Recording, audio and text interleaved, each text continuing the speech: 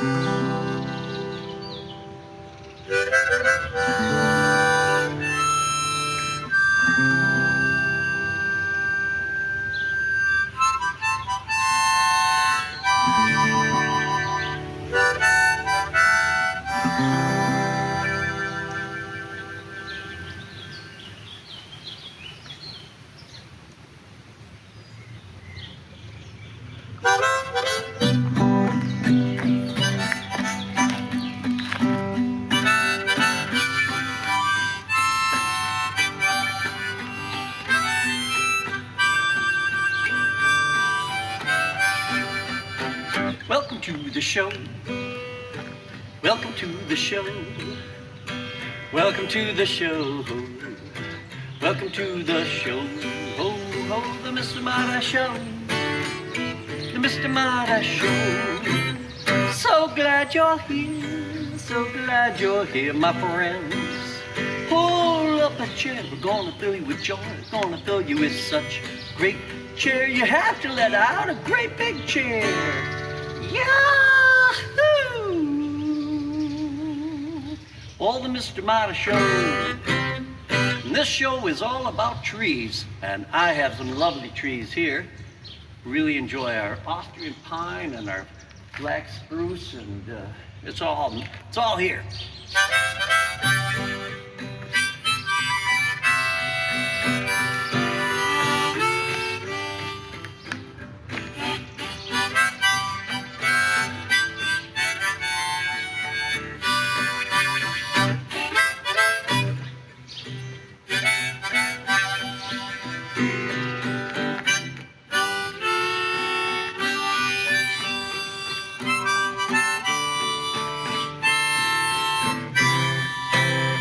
Mr. Marty Show, the Mr. Marty Show.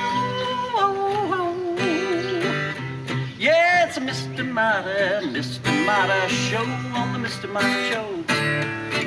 On the Mr. Marty Show. On the Mr. Marty Show. Mr. Marty Show. Yeah, trees on the Mr. Marty Show, the Mr. Marty Show. Mr. Marty Show. Show, show, show, show, show, show, show, show, show, show, show, show. Always something happening on the Mr. Marty Show. Bang!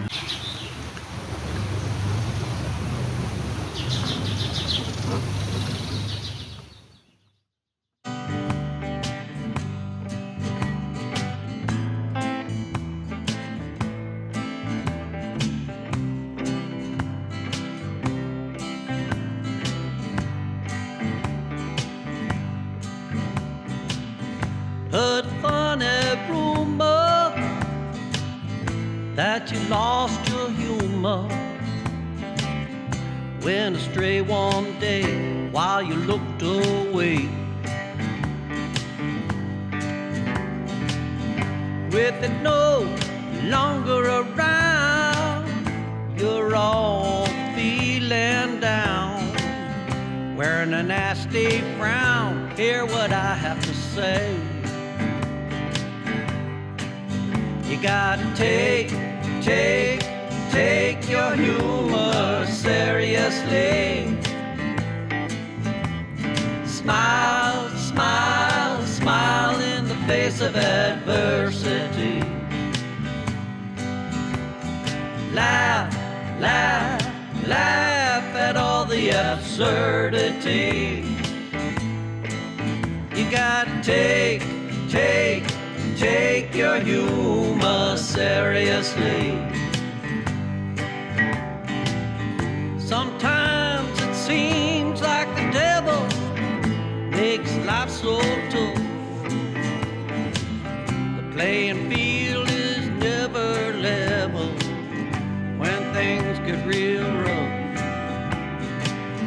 That's when you need to look in the mirror and give yourself a grin. Tell yourself as you head out, let the games begin. Yeah, you gotta take your humor seriously. Smile in the face of adversity. Laugh at all the absurdities. You gotta take your humor seriously.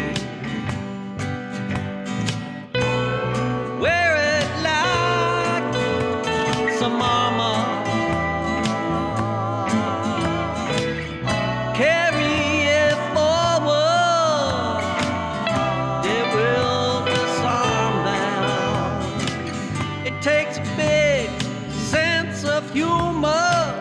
You need it to survive.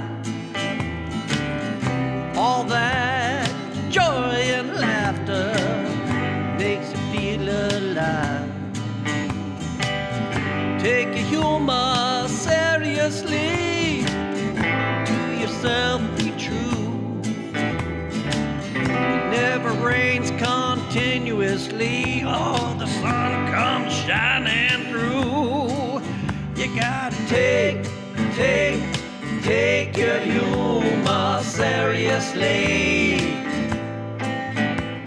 Smile in the face of adversity. Laugh at all the absurdities. You gotta take your humor seriously. You gotta take your humor seriously. Smile in the face of adversity. Laugh at all the absurdities. You gotta take your humor seriously.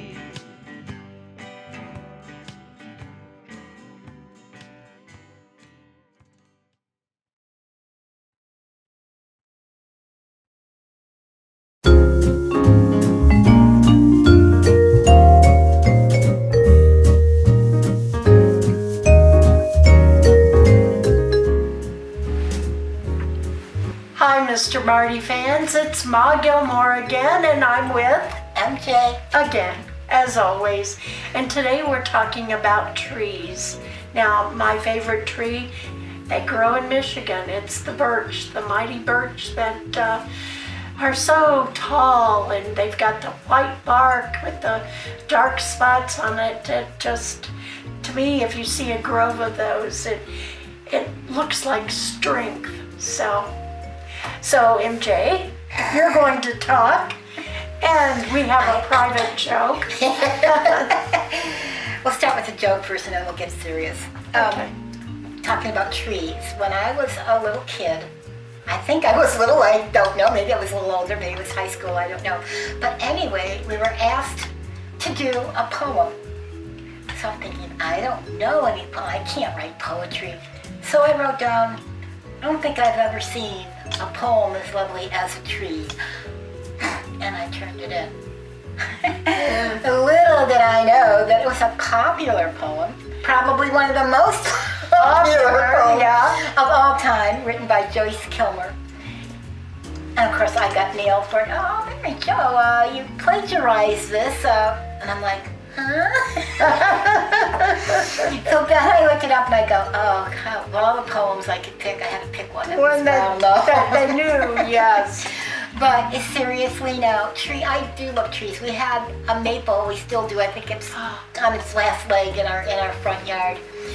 And they have the little whirly things, and I tell you how many little maple trees we've got growing outside. So I'm kind of glad we don't have those whirly things anymore, but I'm sad that it's on its last leg. And I also enjoy pine trees. Oh, yes. We've got one in the backyard that my parents planted when I was born.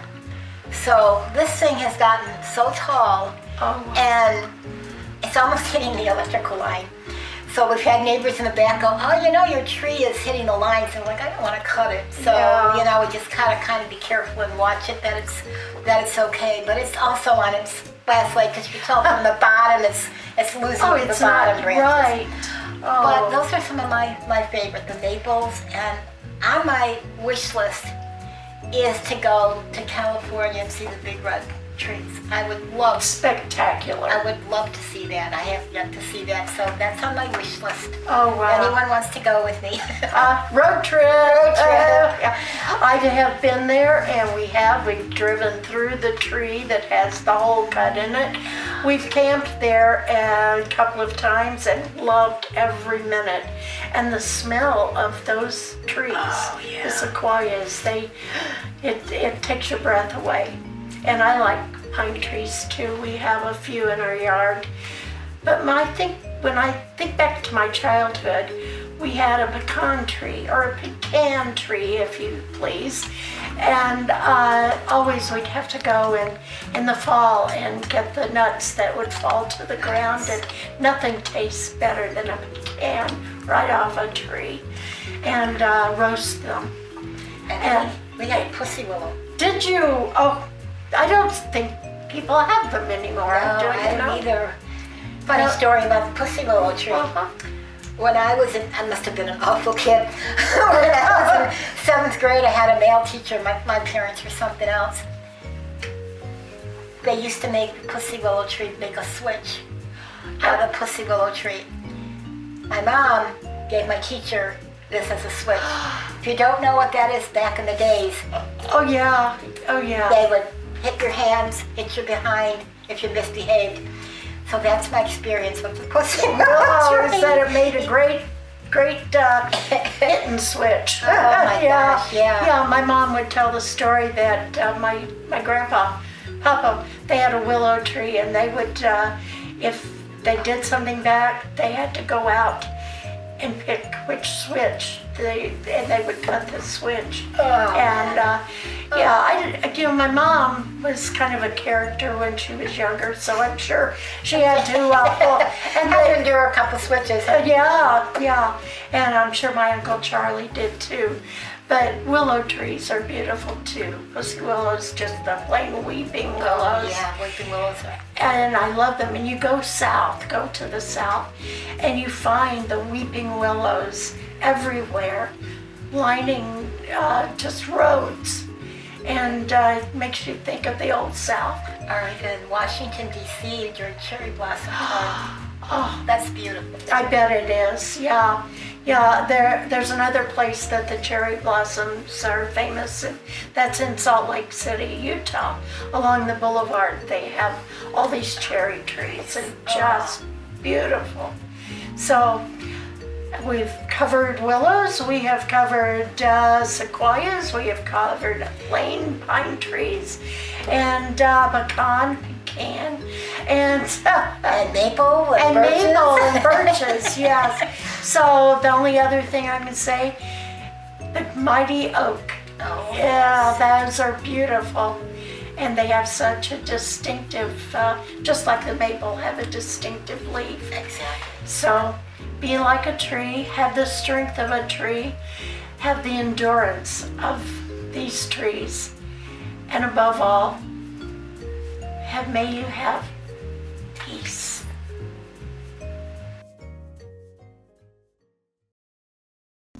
And now, 30 seconds of cue.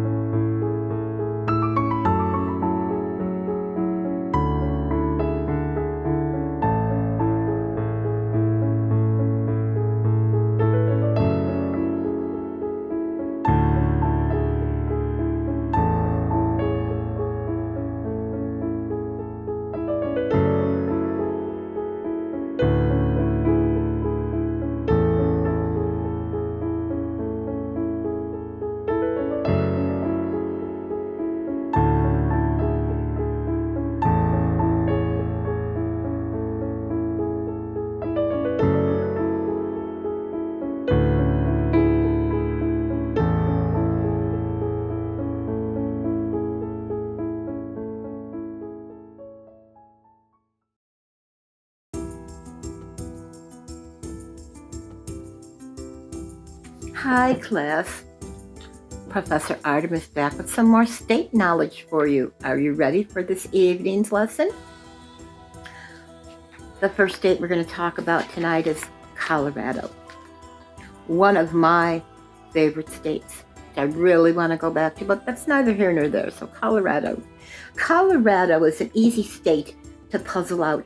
It's Spanish for colored red, which was considered relevant because it was once thought a reddish tint could be seen from the water coming down from the mountains.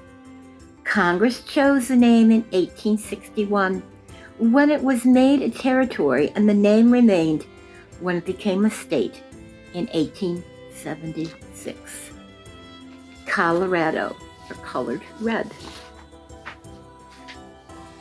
Connecticut. Connecticut is a nickname-heavy state.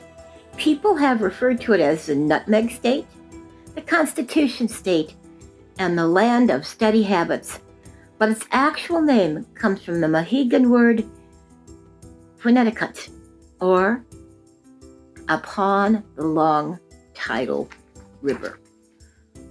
Among the long tidal river, Connecticut. Delaware. Delaware is home to a few firsts, including the first state to ratify the Constitution and the first to sell peaches commercially, both equally important. It's also the first state on the list named after a person. When explorer Samuel Argall wanted a name for the bay and its associated river flowing through the state, he chose it to name it after the Virginia governor Thomas West, who carried the title Lord or Baron de la Warre. That was likely taken from the old French meaning of the war or warrior, Baron de la Warre, Delaware. Florida.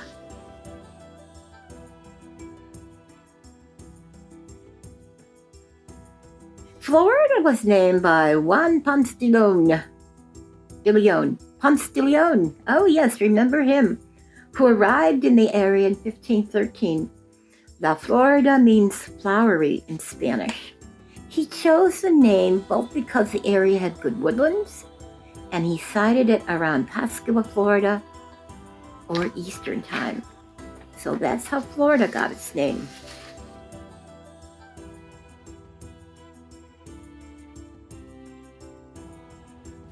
Georgia.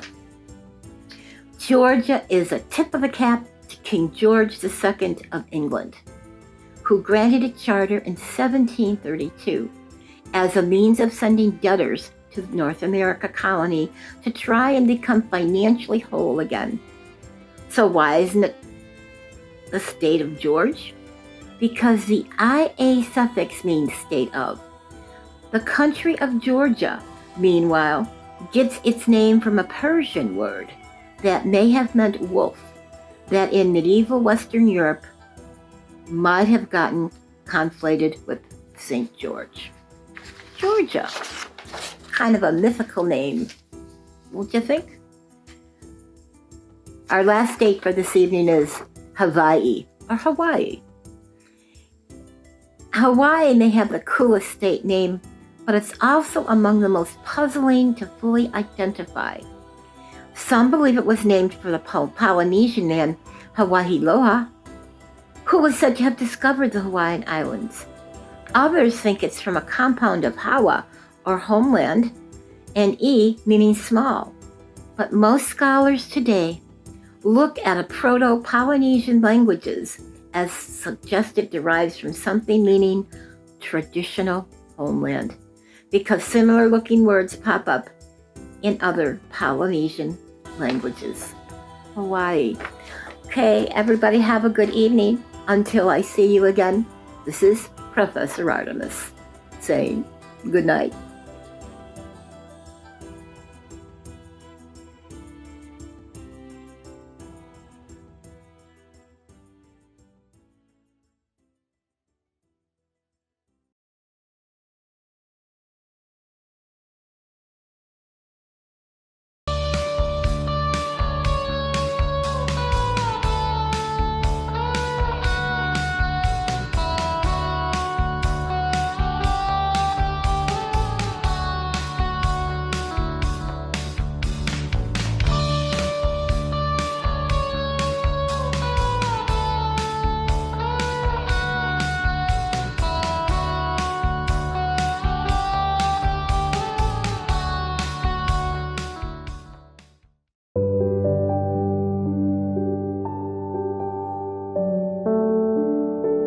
Hi, Mr. Marty fans. Ma Gilmore here.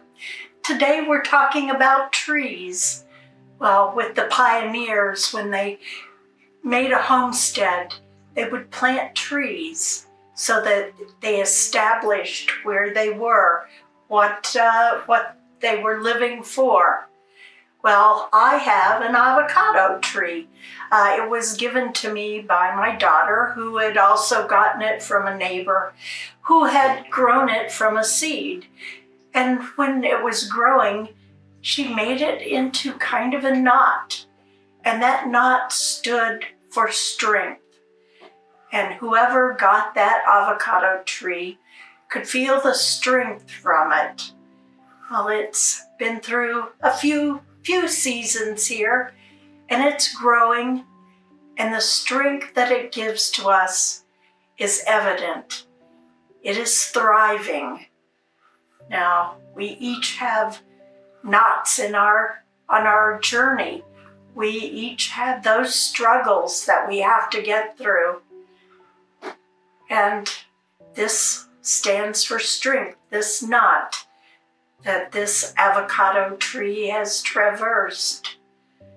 So is with the mighty oak, which came from an acorn, small as you can think, but it becomes a mighty oak. And so may we become strengthened through the journeys, the hardships that we traverse through. May we gain that strength just like my avocado tree. May we each gain our own strength throughout our lives. So, Ma Gilmore, as always, I wish you peace and kindness, and may you grow in strength always. Peace.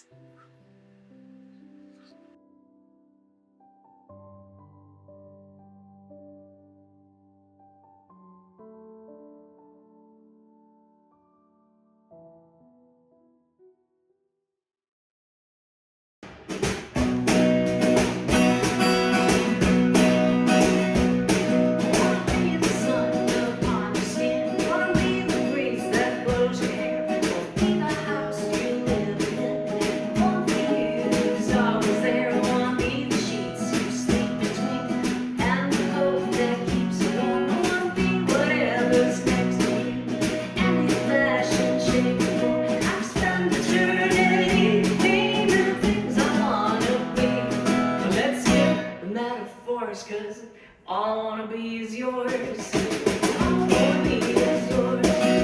All I wanna be is yours. All I wanna be, all I wanna be, all I wanna be is yours.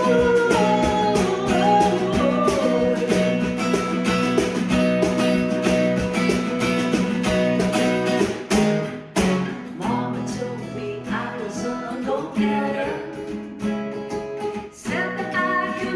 If I try, that's alright, but things will be much better if I had you, honey, by my side.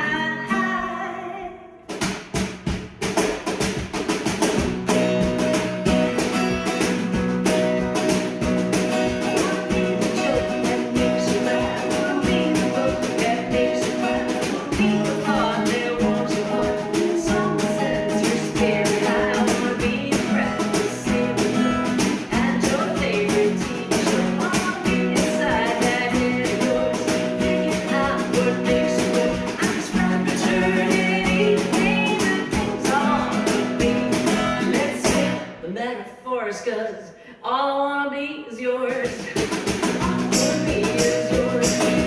All I wanna be is yours. All I wanna be, all I wanna be, all I wanna be is yours.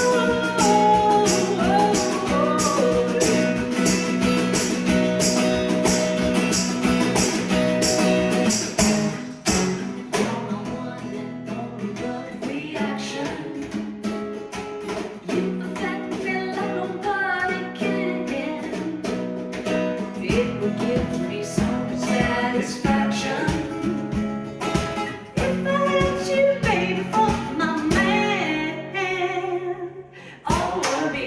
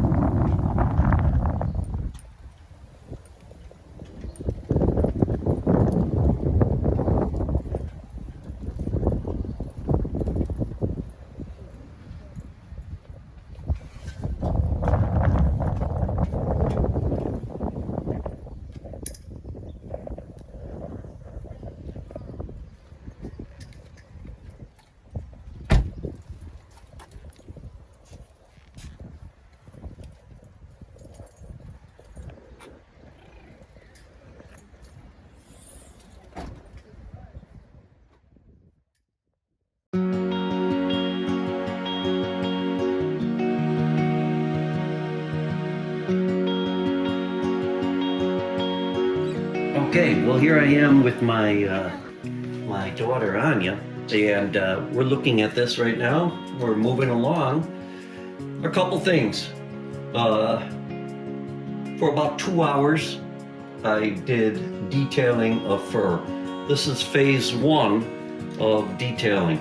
Taking black paint, using a lot of water, and then moving it around.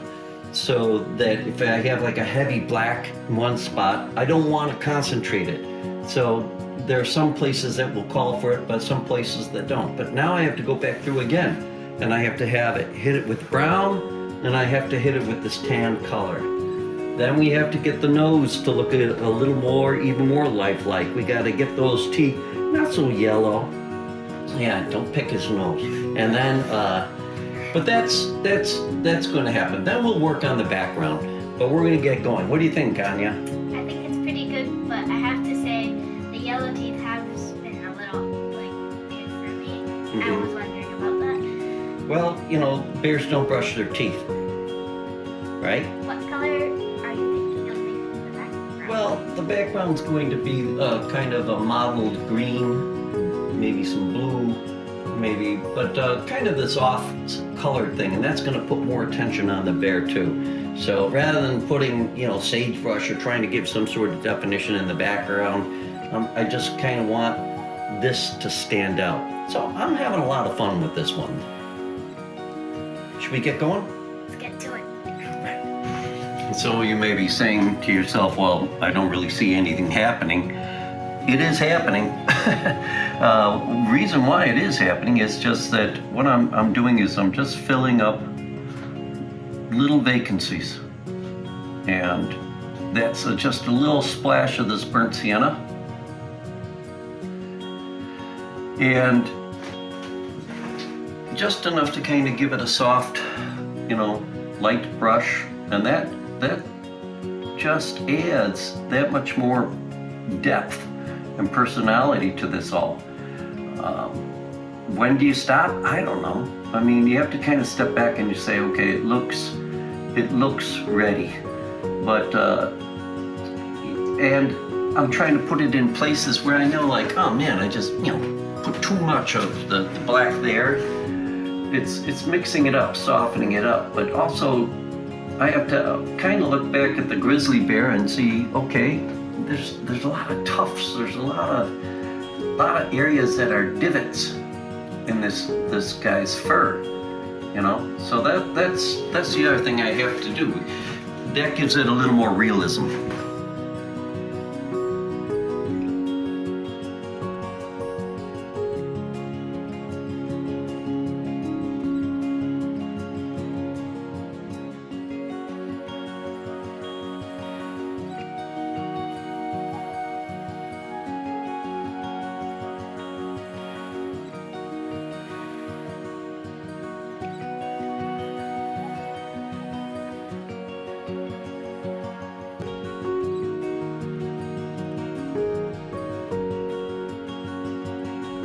I'm just going to go in and start putting in just a few little white hairs, and I'm just going to use the cap of my white paint. I don't need a lot, and the idea is to just come in here and create a couple of wispy whiskers. I gotta make sure I got it enough on my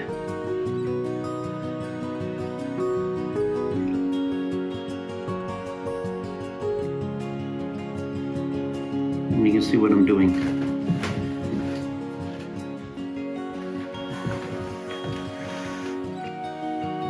What that's going to help do is define a little more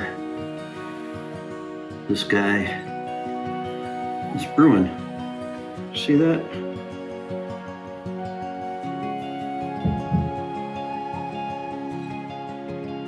I've got a very fine brush here, maybe too fine. I really want it to, there we go. It's not giving me the level of paint I want. Come on, be my friend.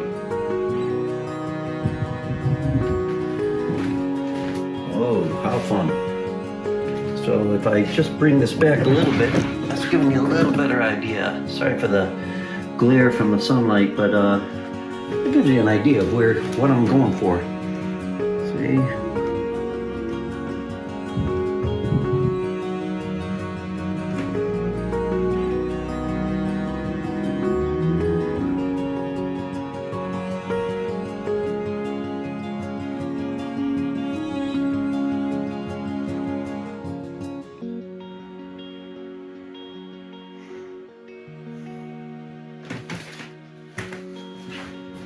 Let's pull it back there. Yeah, looking more bearish by the minute.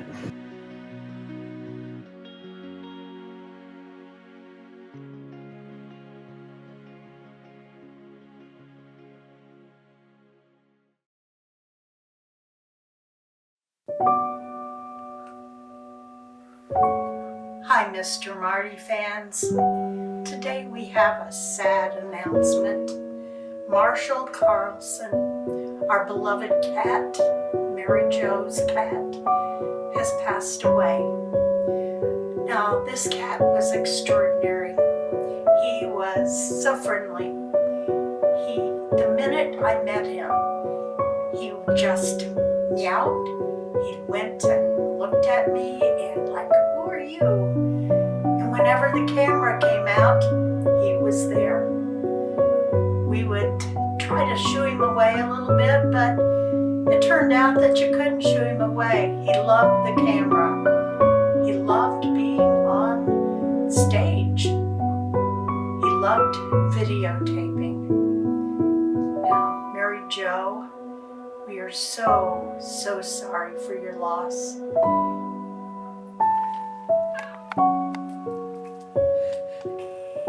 Zoom out, I'm sorry.